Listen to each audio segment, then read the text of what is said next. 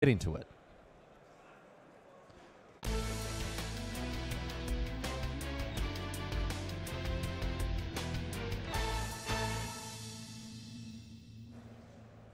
Welcome to the quarterfinals of GP Utrecht.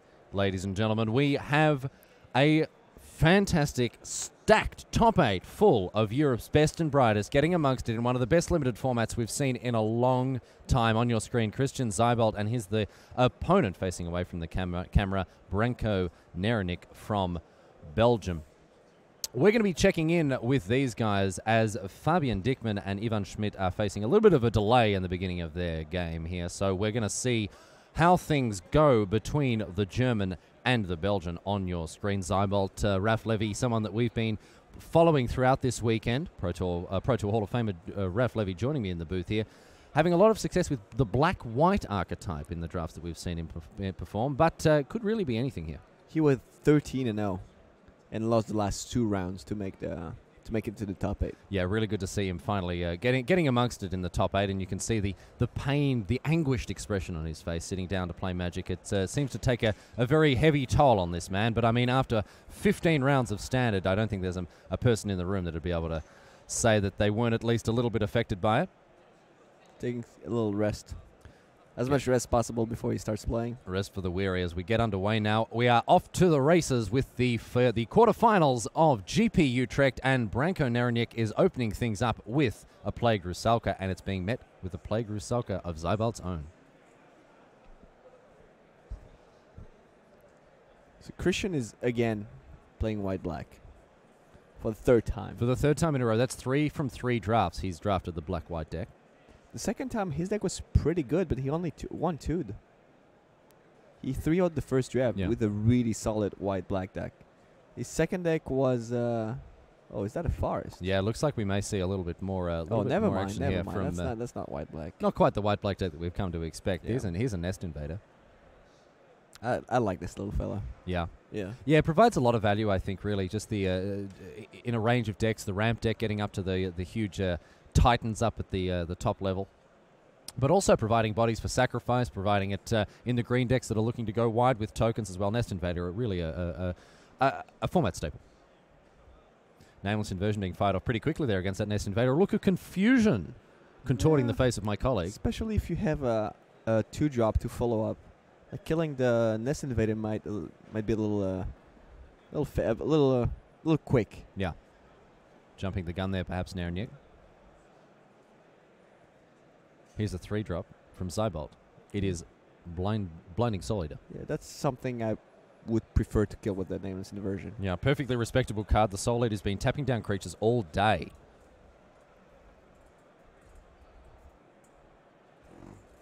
Not scared, he just blocks. No fear. And the Thief of Hope.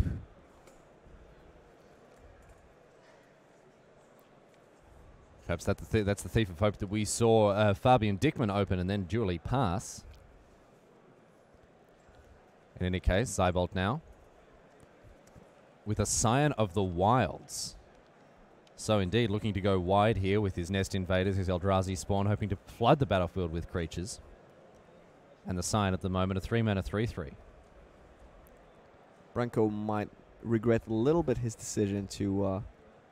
kill a Nest Invader. Yeah, the Nameless Inversion of the Nest Invader at this stage seeming to be a little bit of a jumping the gun there on the part of the Belgian.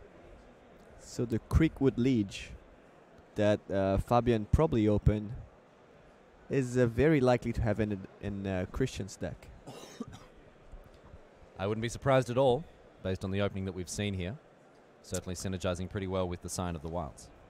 I do have Christian's and Branco's deck lists. Oh, that's going to make it a lot easier to decide whether it's in their wrap. So Christian does play black-green with a 1 planes, 4, 45, and Oblivion Ring. These are his white cards. Yeah, very worthy splashes there, I think, especially in a deck that's going to power out as many tokens as this one seems bound to. A Nest Invader adding another spawn to the table, and the Scion of the Wilds crashing in for 5 now.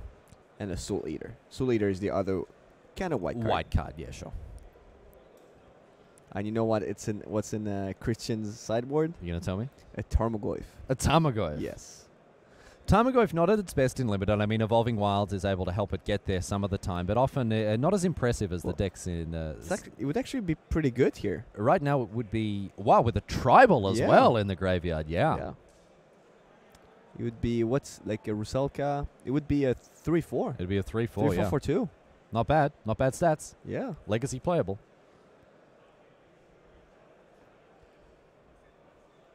So Cytoplast Rootkin, Overwhelm, Pelaka Worm. What else is... what else can we find in Christian's deck? Yeah, it looks like he's definitely trying to go wide rather than and tall. Creekwood Liege. These are the highlights of a Christian's deck. Well supported by things like a Kozilek Predator. We've got, as you said, Cytoplast Rootkin, Algae Gariel's in there as well, a couple of Silence of the Wild, and a Tukathung Thallid as well. Tukathung, yes.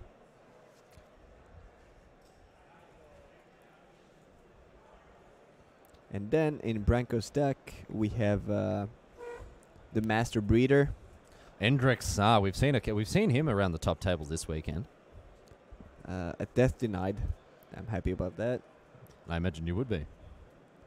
And 3 Woxmane Bakus, 1 Spectral Procession, and 1 Restless Apparition, and well, other cards that are not worth mentioning yet.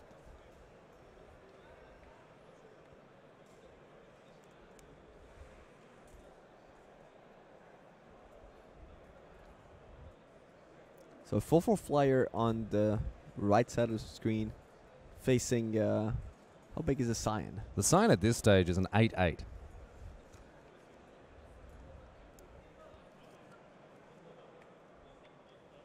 But it looks like at the moment that Hikari is ruling the skies. Hikari Twilight Guardian, the 5-cost 4/4 flying that can be saved. It can be blinked by a spirit or arcane spell. To give it maybe a pseudo vigilance, save not so much. It can be saved with an instant that's an arcane. Yeah. How many of these we have? Except for Death Denied. Except for Death Denied, the mighty arcane instant.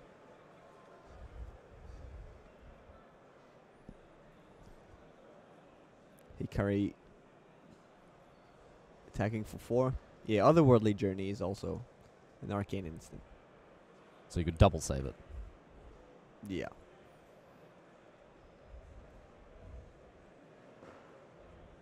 So Branco Neirynck, this isn't the first time we've seen the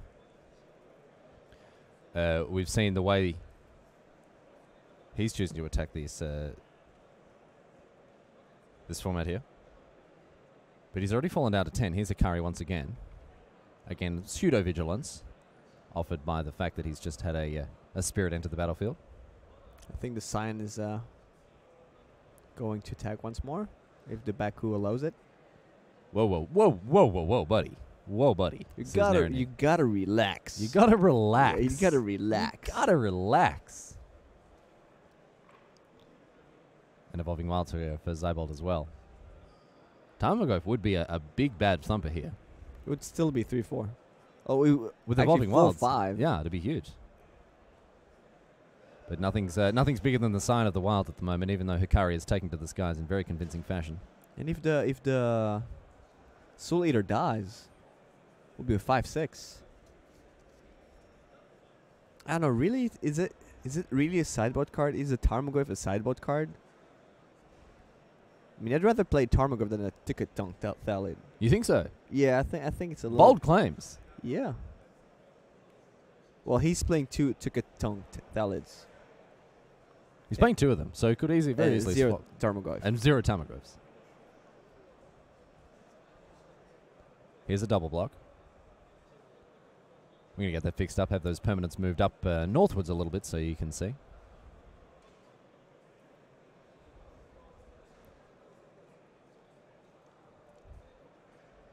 So it's a pump. Take care of the 3/3. And away goes the Ghostly Changeling. Evolving Wilds. Going to go searching through Seibold's deck. There we go. And players moving things off so we can see them a little bit better. There we go. Thanks so much for that. Taking care of that problem for us. Seibold finds another another swamp here. The black one. The black mana card. For 2 black, he has a Vampire Outcast. Mm-hmm. He might have trouble getting through. They might have trouble triggering Bloodthirst here. Well, next turn he can attack with the Scion. Scion's going to do some damage. Mm-hmm. He has 2 of them. 2 Scions. Yeah. Yeah. His deck very much seems to be sort of base green here.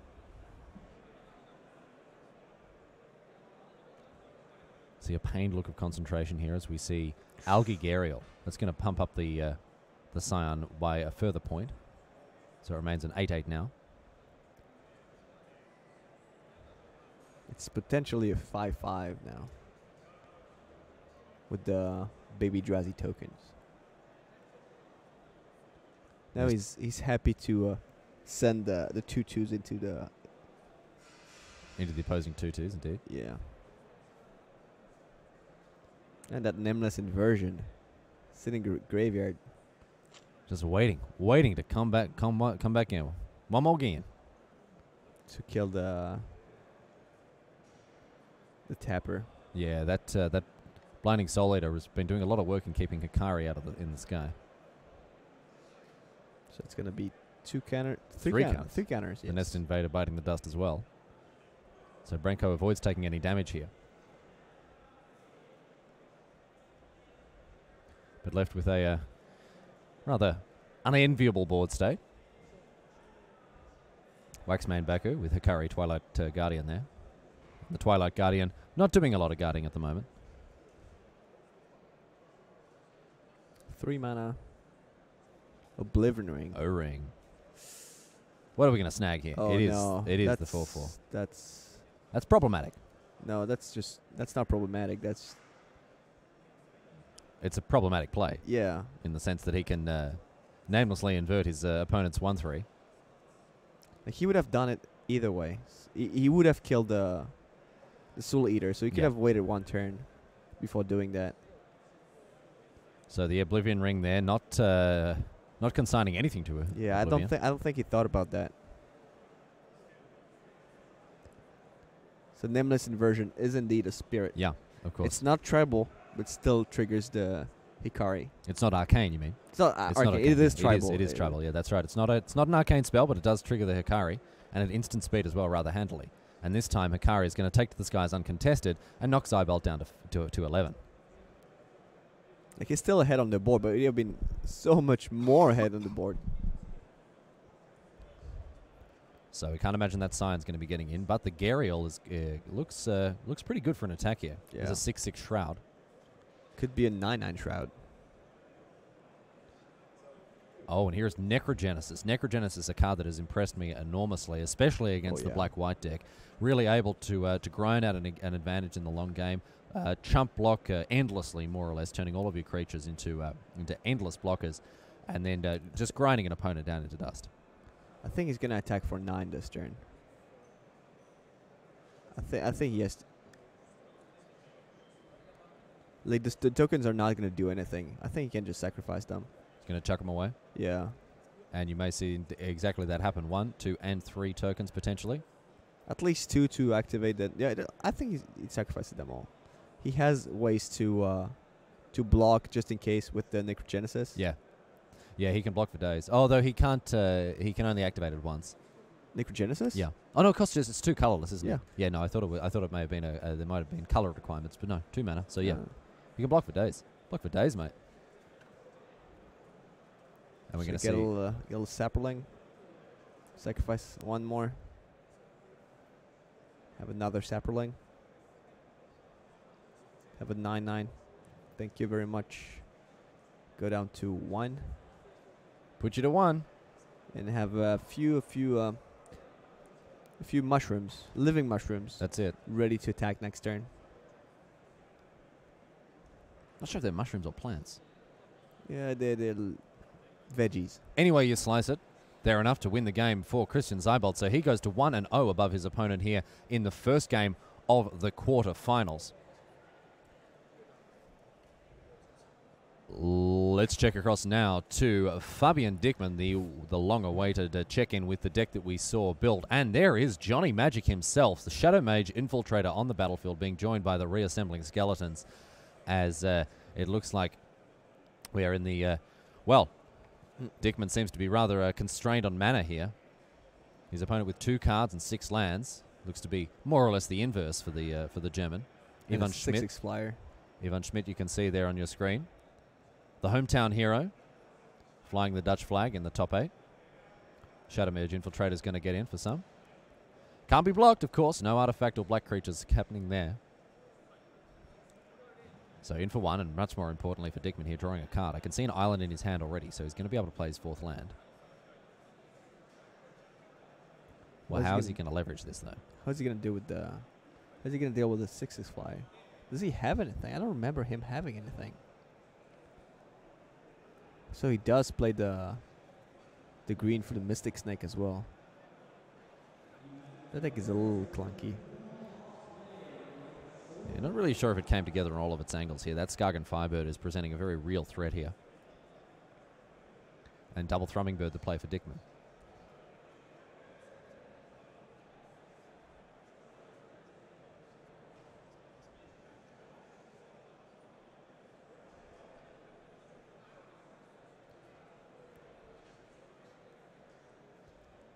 So the Skagan Firebird has a 6/6 ruling the skies. Was that an Overwhelm in his hand? An Overwhelm as well. He's on 10. I think it's going to be overwhelming here. Could be an overwhelming victory indeed. Maybe it's not necessary yet. Yeah. And they come.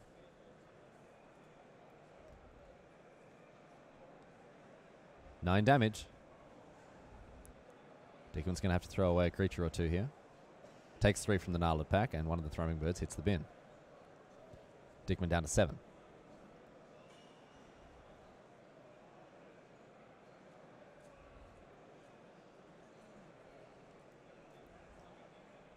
Dickmann draws. What can he find?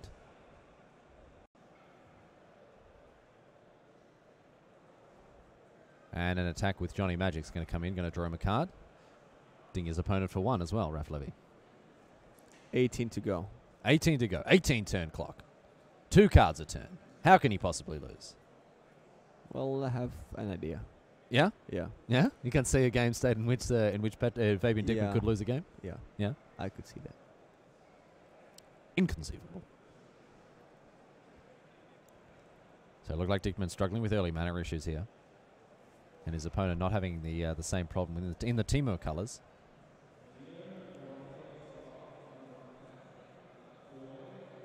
We don't have their deck lists. No, we don't have them. We have the deck list for the other match. See if we can hustle them up before too much longer to see exactly how these decks are shaking out. Necroskitter.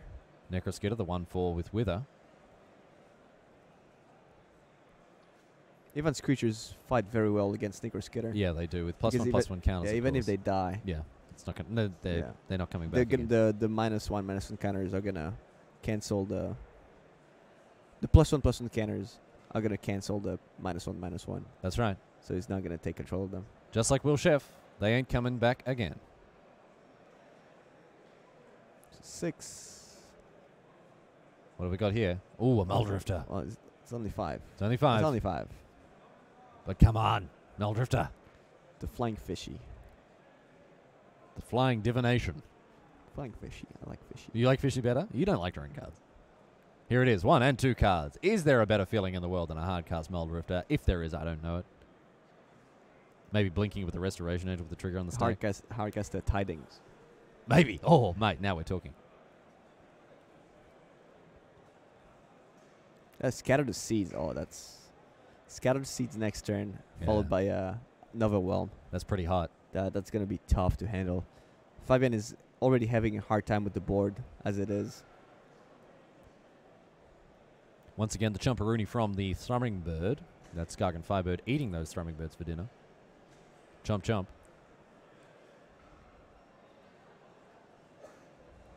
And Dickmann once again consults with the top of his library and finds a swamp. In comes Johnny Magic. See what the Shadow Mage Infiltrator can find. That doesn't work. Doesn't work. It's not Intimidate. It doesn't work. We need to check that very quickly here because it seems as though there's been an illegal block made, so we'll have to get that sorted out once. He's Fear. It's not Intimidate. It's not Intimidate, so it's not able to block it. It says Fierce, which means that it can only be blocked by black creatures or by artifact creatures. So Intimidate would allow the Muldrifter to block, but no, because it is Fear. That means that only black and artifact creatures can block it. So Johnny Magic comes through. 17 turn clock.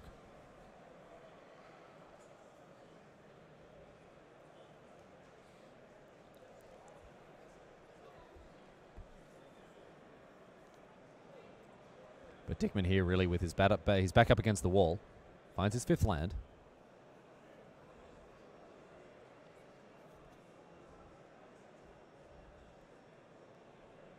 And he's an Alomir. Yeah, these are not going to do much against the next turn's play. Yeah, next turn play. Sickle Ripper. From Ivan Smith. With 8 power of flyers already. Yeah, but like he has... and no way to bring him out of the sky. Well. That is going to do it for Dickman there. So that was good enough. Don't even have... He doesn't even have to show a card. Doesn't even have to show the overwhelm there. Ivan Schmidt taking the game out very, very convincingly. Well done indeed to the Dutchman. And Dickman going to have to hit the sideboard, regroup, rally, and get back in it for game number 2.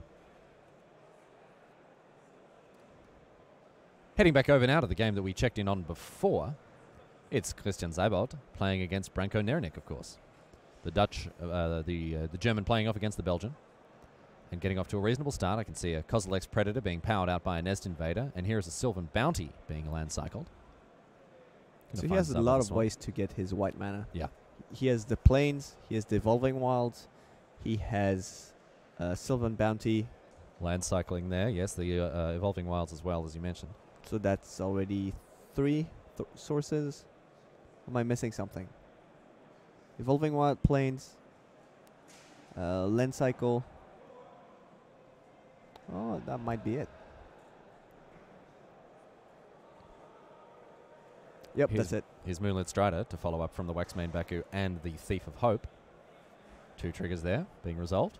And now Seibold checks in with what he can do this turn. I see Palakawem in his hand.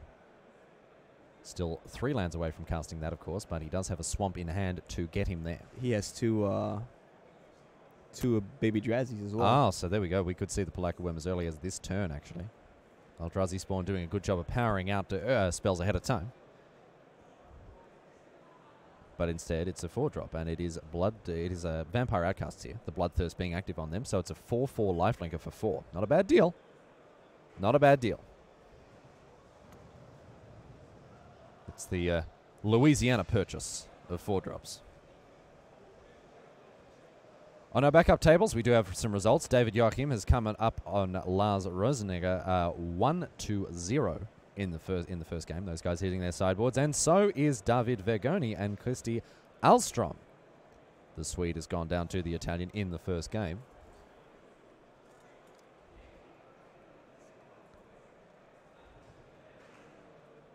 So it's Waxman Baku number 2, Waxman Bakup. Waxman Bakup. Yeah. You know, and the judges' results. It's good. Yeah, Tim came up with that one last round. In the last round of the Swiss. Or the before last round.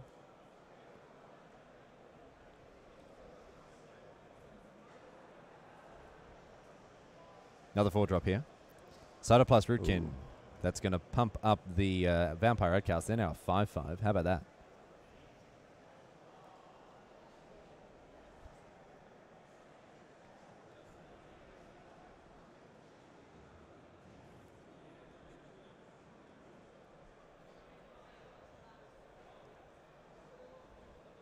And a death mark to kill the one of the Bakus.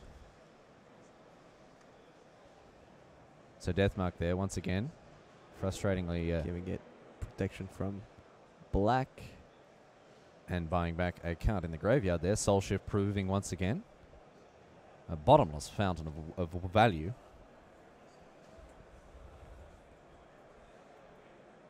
When the spirits need help, they ask for a Bakup. All right. Still going with that, are we? No, that's enough. I reckon you could. That was my last one. It's a rich vein, I think. It took me 5 minutes. I think you could mine a lot more out of that.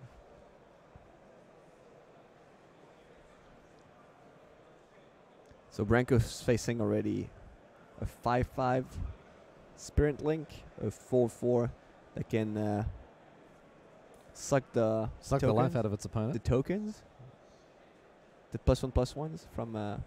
Of that's course. what it does. That's his second ability.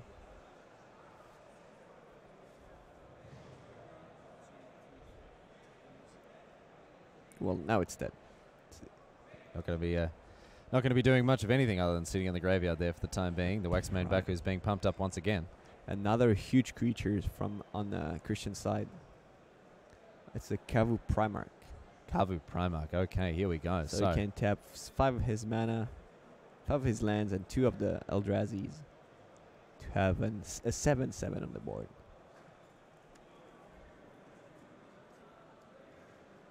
Oh no, it's 8 mana. Yeah, it's slightly more. 8 mana. It's not 7. It's 7/7 for 8 mana. That's right.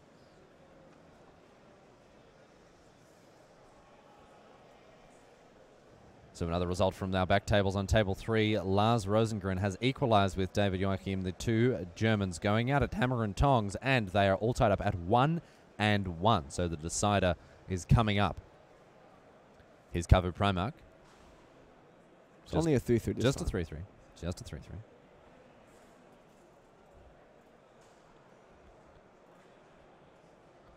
So maybe not attacking with the Kozilek Predator to make it a 7/7 would have been a little better. What do you think? Able to convoke there, yes, of course. Yeah, perhaps.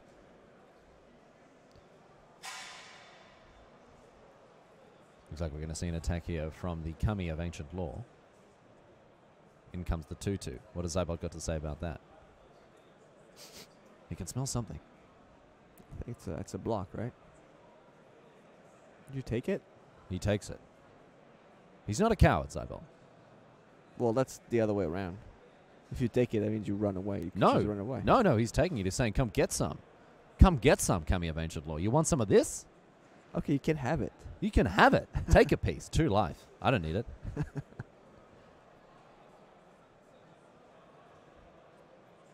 Restless Apparition.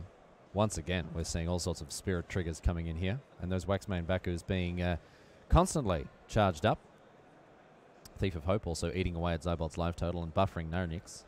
The Overwhelm is not going to do too much here. Because as soon as he's going to play it, then his creature is just going to be tapped. And with Branco's at 22, it's going to be very hard to find a window.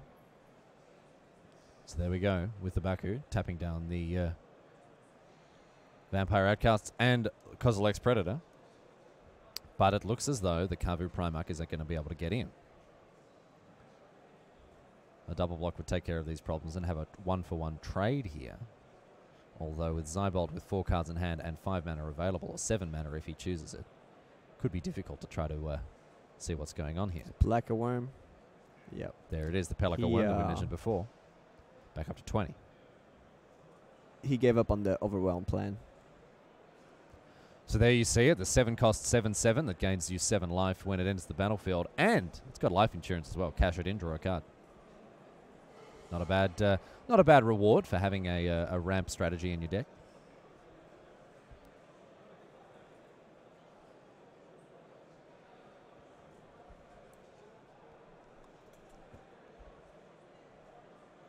Another spirit. Another spirit. Yeah, we've seen really. I think we've seen a spirit enter the battlefield every turn for the last 2-3 turns here. So Neirynck getting value out of those triggers off the Bakus and the Thief of Hope. And here's another one. Wow. Very deliberate about it as well. Draining Seibold for a total of 2 here and gaining 2 life himself up to 21. And the Baku's going up as well. 3 and 2 counters respectively on those Lion Cats. Tapping the Worm and attacking for 6, 8, 10 damage.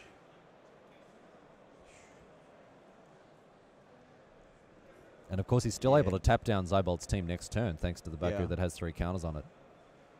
So, making hay while the sun shines. Neirynck doing a good job to sneak in damage where he can. I mean, it's not really sneaking in damage. He just smacked his opponent for 10. Nothing sneaky about that. Tap down your team. Seibold with his customary pained expression on his face, looking very concerned. And here we have a Bone Splinters. They're cashing in the Polacca worm. He realizes he needs to find something and find it quickly. A forest is all he can come up with, though. And here's a Sphere of the Suns. Sphere of the Sun is the other white source. So that's the fourth. That's the fourth white source. Yeah.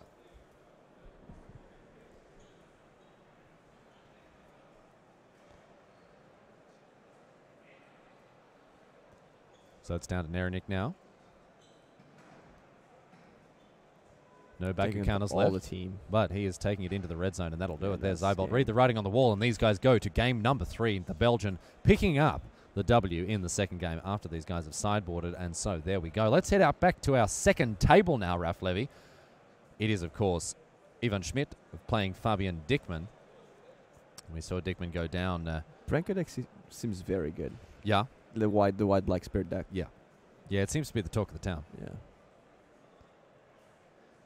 This looks to be a very familiar board state. Reassembling Skeleton, along with the Shadow Mage Infiltrator and a Thrumming Bird, and only 3 lands in play for the German. After Schmidt taking out the first game, looks like Dickmann is in a position here to get on the front foot. The Eldrazi. So, drawing another card off Johnny Magic. Dickmann may already have a land in hand. And there you see, well, it's got more than one. Quite a few of those suckers in there. Is that Narcolepsy on the left? 4 mana. Sickle Slicer. So a 2/2 living weapon here. And it's over to Schmidt. 15 to 16.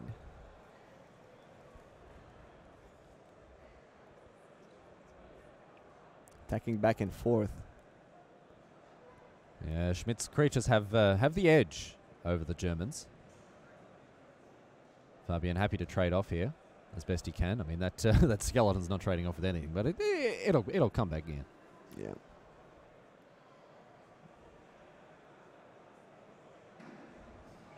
Intelligent Growth, Culling Days, and what's... I think there's a Wayfarer's Bubble. Looks like the bauble to me. Is it Scatter the Seeds as well?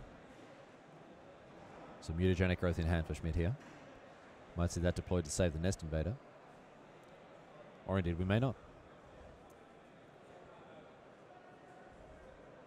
Certainly on Schmidt's mind here. Okay, he says. All right. Tradesies.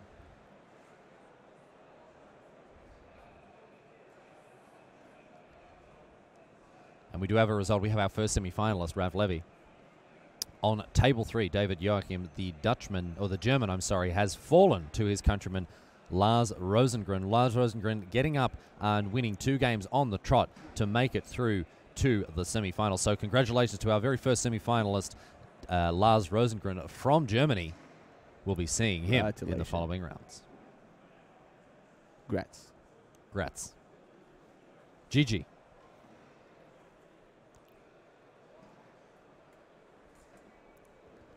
Culling Days and Sign of the Wild.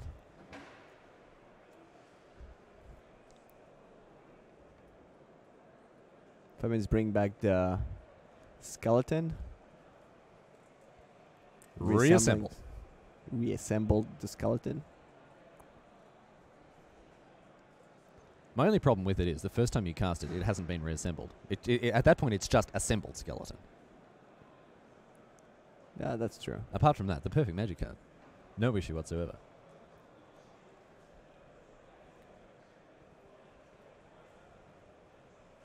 So both of these players defending their life totals relatively well here. Although Schmidt with the Muldrifter are taken to the skies. So what's happening on Fabian's turn? He can equip Finkel. Chooses not to. No. Takes too much mana. Attack for 1. Sends in the Shadow Mage Infiltrator, and he's going to draw a card. What's he found? It's a swamp. Joining the litany of lands in his hand already. Those Bouse lands making sure that he's going to hit his land drops, but at this stage I think he's wanting to draw a little bit more action off the top of his deck, Rob Levy. You think? I do. Okay. Killing Days on Fabian's side of the board would be so much better. Like he could sacrifice his skeleton, he could attack with the Thrumming Bird and proliferate to add counters on the days. But that's not the case. So we see the Thrumming Bird grown into a 3/3. That's going to hold off the Muldrifter rather nicely, and that reassembling skeleton can be thrown in front of the Blood Ogre as many times as need be.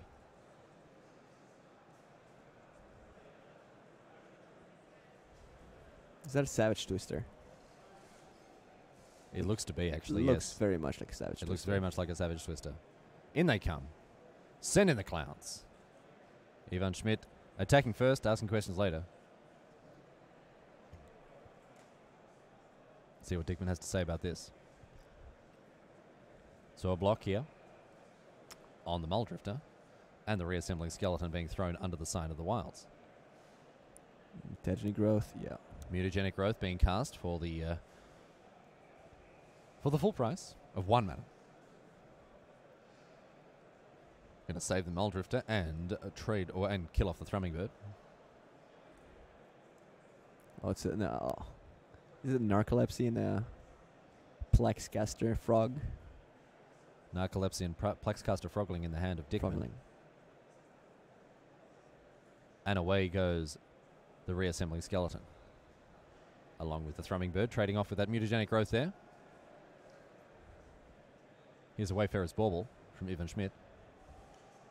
Holding off at a time where he can use that Savage Twister to his benefit. And that skeleton looking a little bit like a forward email from Grandma. It's a reassembled skeleton at this point. Every time I see this, the creature coming back from the grave, I have the sound effect of the turtle, the skeleton turtle in Mario. Oh yeah. Yeah, absolutely. I can't do it with like my mouth, but no. Yeah, I have it in my head. You got it in your head. Painting a beautiful, a symphonic picture for us all to enjoy there. Johnny Magic coming in once again. 13 turn clock for Schmidt. So Dickman, provided with a steady flow of cards, looks like he's found a overflowing chalice. An overflowing chalice. Because he needs extra mana. He does. Oh, at this stage. Whew, come on. Come on. He can make an overflowing chalice. Patrick's facing a lot of threats right now. Uh-huh. 2 cards in Schmidt's hand. Shadow Mage Infiltrator is not doing... He's just doing nothing. Just drawing more mana sources. Drawing more of that air. But what we know about Fabian's deck is that he does not have the good cards that would allow him to turn the game to his favor. Yeah, we did see every single card in Fabian's deck being drafted, and we know that there's not a lot going on at the top end. Like the best he could do would be Scuttling Death. Scuttling Death. Not quite the card you would be digging for. Would actually be doing nothing. Here's another 4 mana. And Narcolepsy not too good against Culling Days. Chalice for 2. Ivan's probably expecting like a Kozilek or an Ulamog. Yeah. Yeah, that's where like Narcolepsy picked so early is I don't know. I'm not a big fan of that card. Narcolepsy, of course, not proving to be a lot of worth, seeing as there's a Culling Days in play. But he's going to cast it all the same. See what Schmidt has to say about it. I think he's going to say okay. Okie dokes, old fella. No wuckers. Doesn't have to sacrifice it right away, but chooses to all the same. Yeah. So the Narcolepsy falls off, hits to the bin. Now he has to sacrifice Bubble.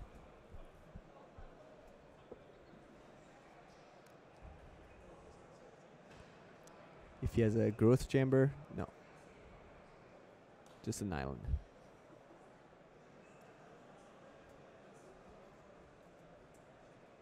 Wayfarer's Bauble finding a basic land. It is, of course, island there. So there are 6 matches left in this tournament. 6 matches left. Yep. 1 being officially over. Mm-hmm. 1 of the 7 matches. And so Schmidt finding his first blue source here, despite having a Muldrifter in play. I can see a Smoke Braider in the graveyard that must have helped out to power that elemental out.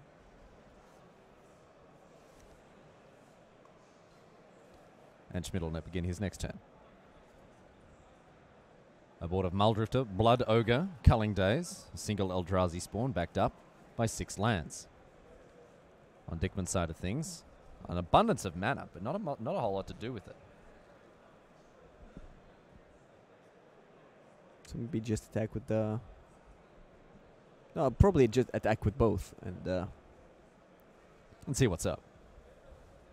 so that Fabian is busy with his mana.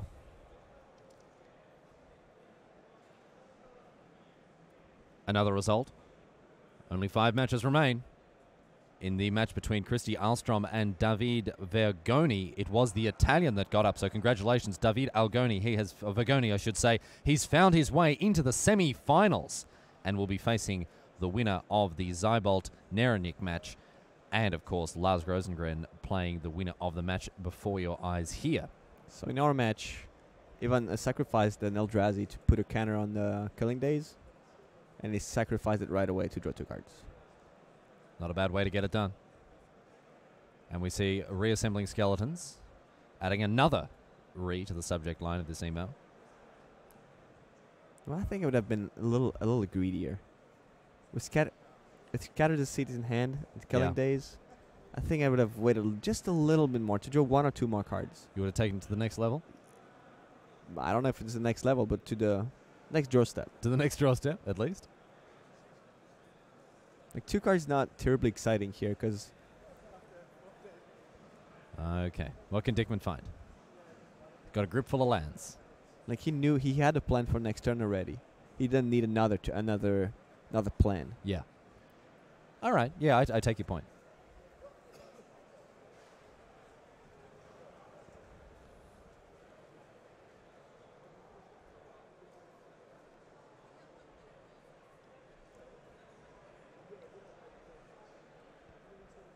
Johnny Magic coming in once again. We're not seeing an equip of the Sickle Slicer onto the Shadow Mage Infiltrator, which could be an option. Depends on what Fabian has to play next, but he has a lot of mana, so maybe he should have done that a little earlier. Maybe last turn? This turn? You know, with 10 mana available, you'd think that it might consider it at least, but no, instead it's equipped to the skeletons. Okay. Still doesn't do much against the 3/3 first striker. It still does to the Blood Ogre in a major way. Huh? Yeah, it doesn't do anything against the first striker. Nope. And we may see the seed scattered here. Which is not going to be as good without the Culling Days. But still, a little more pressure. At least 3 more damage in. Asking for some planties. There we go. Sapperling tokens once again. They're plants now, are they? They're sapperlings. They were mushrooms last time. Yeah, they're veggies. They're veggies. Veggies. There's veggies just in that food group. Oh, an Ether Snipe. Oh, missing 1. And the 6th for the Ether Snipe. Drawing closer to victory here. Ivan Schmidt. Nope. Reverses the tap. There we go. Yeah, Ether Snipe on the skeleton is a huge tempo swing. Oh, no. Nope. Sends in the clowns. What do we got? Dickman with the opportunity to block one of the 1/1s, but no, instead throws the skeleton in front of the Blood Ogre. Oh, I missed something. What have we got here in his hand? It is Agony Warp. Oh, that's really clever. Wow, there you go. So -0, -3 on the Muldrifter, and -3, -0 on the Blood Ogre. That is actually going to take care of business there.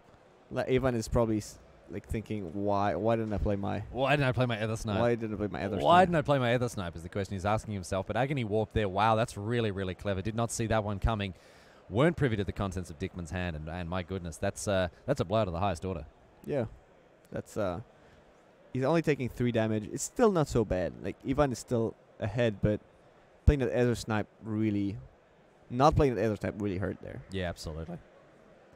I mean, the post-combat Ether Snipe's going to be able to get him to pick something up, but Ivan Schmidt caught with his pants down here. So first strike damage, doing 0 damage to the skeletons. And this guy dies now. And see you later, alligator. Off it goes. I think you played the Ether Snipe anyway to bounce the infiltrator. I don't know. That means 1 less damage, 1 less card. Next turn. Once again, only tapping 5 mana for it. Finds the 6th as well. And here comes the elemental. Once again. Passes the turn.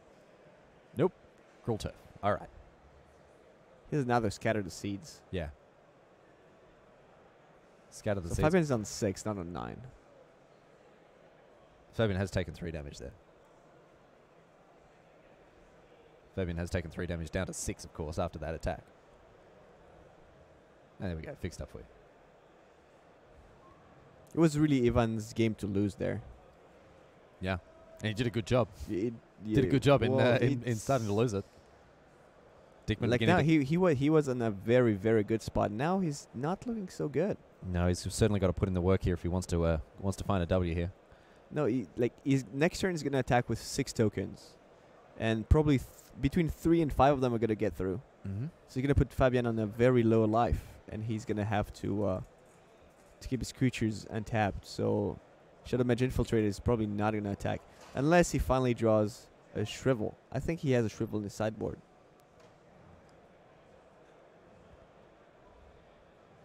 Does he have a Mystic Snake in hand? He's got a handful of lands is what he's got. It's unbelievable. The Plaxcaster. The Plaxcaster Frogling, yes, of course. After having drawn the Rot Farm at long last, he's able to commit the 3/3 to the board. Yeah, that's still not.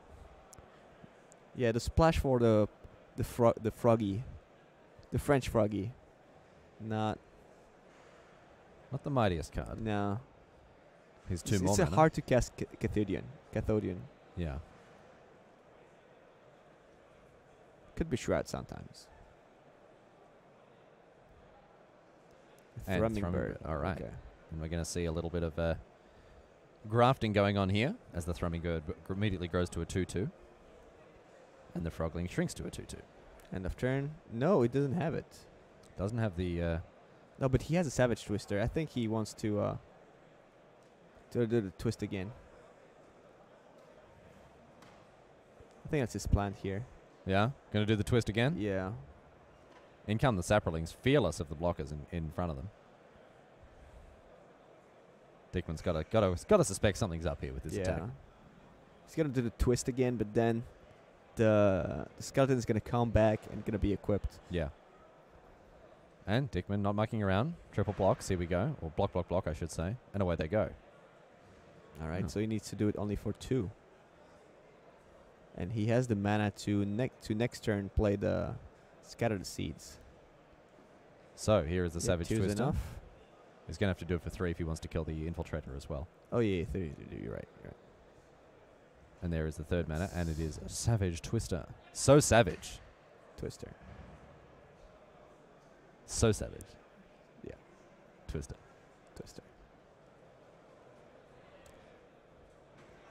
That's still very risky. Historic or Brutal. He doesn't have double blue. Remand would be super savage here. Yeah. But no, Dickman not in possession of any of those cards. So a nice little pickup of a 4-for-1 there.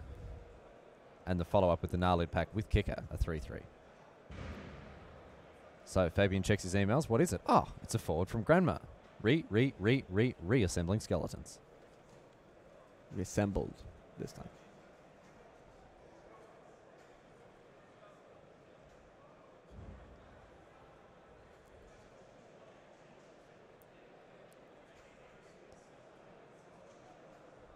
And Dickman finds Novigen Sages here. The 6 cost 4/4. that eats up +1/+1 counters, turns them into cards. So I can tell you now, this is actually our last match, Raphael Levy, as Christian Seibold wins his match against Branco Neirynck, the Belgian, going down to the German. So Seibold will be meeting Vergoni in the semi-finals of GP Utrecht, and we have one result remaining here between Ivan Schmidt and Fabian Dickmann. This one certainly taking its time to find a resolution, but it is a game with a very complex set of threads going through it, Raphael Levy. So now we see what Fabian has to offer. He's on 6 life, but now he has a 4/4 that could draw cards. So not in a bad position here. He can't even attack. I think attacking is a good option here. Chooses not to. Like with Ivan on 11, that's you want to put him down to less life. You're gonna block with the sages. Like, you know your opponent set up the Savage Twister, so you know he has stuff in his hand.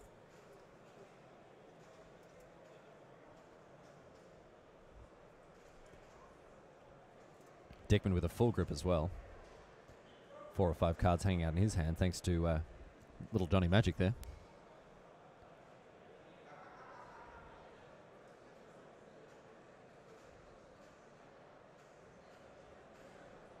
And Ivan Schmidt. Predator.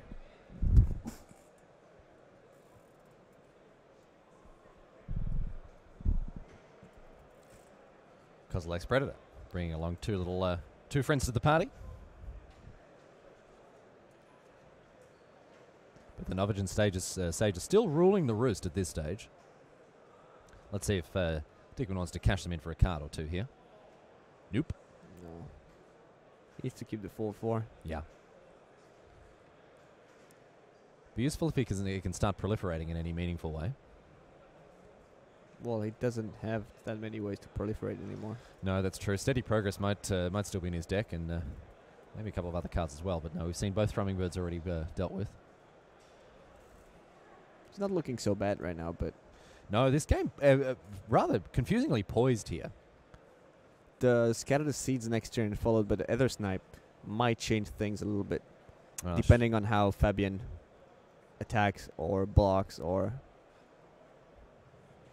Yeah, Schmidt holding on to that. Does on this turn. Schmidt holding on to that Ether Snipe, choosing not to deploy it before he blasted the world apart with that Savage Twister. So his land consists in lands and Ether Snipe. Is there a good way to play that Ether Snipe? There's one way that's not so bad now. Not even. Like bouncing a token is terrible. Bouncing the Predator is terrible. Bouncing the Gnarlid is pretty bad as well.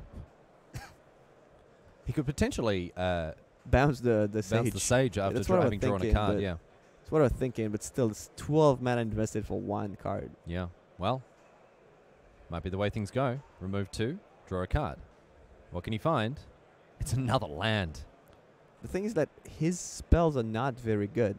Like the Sages are the best, probably the best card of his deck. Probably the best he can do, right? So after that, what is he gonna draw? He's gonna have like Scuttling Death. It's probably the best card he can have.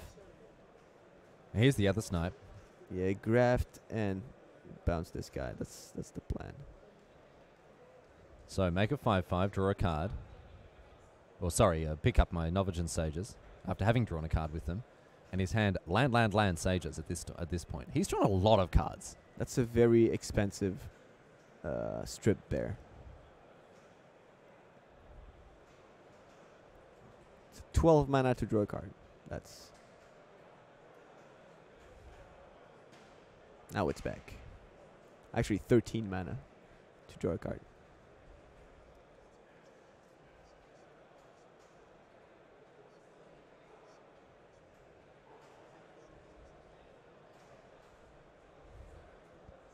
Scatter the Seeds.